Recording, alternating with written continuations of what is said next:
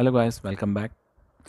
आज हम लोग बात करने वाले हैं प्रोग्रामिंग के एक और इम्पॉर्टेंट कॉन्सेप्ट के बारे में that is the solid principal.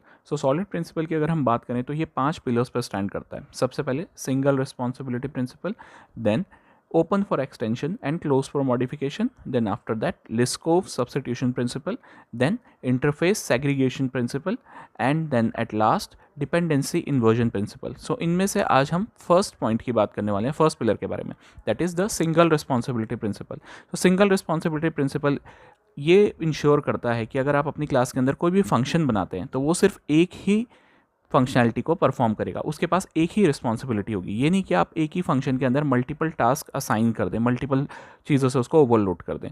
For example कि अगर आपने अपने एक फंक्शन के अंदर सब्ट्रैक्शन परफॉर्म करा है या फिर आपने अपने फंक्शन के अंदर एडिशन परफॉर्म करा है, ऐसा नहीं होना चाहिए कि आपने एक ही फंक्शन बनाया और उसमें सब्ट्रैक्शन भी कर रहे हैं और एडिशन भी कर रहे हैं। That violates the single responsibility principle. ये अगर आपका कोई भी ऐसा फंक्शन है जो आपको लगता है कि उसके अंदर एक से ज़्यादा फंक्शनैलिटीज़ परफॉर्म हो रही हैं, तो फिर उस केस में आप उसके लिए एक दूसरा फंक्शन बनाएंगे। This is the idea behind single responsibility principal.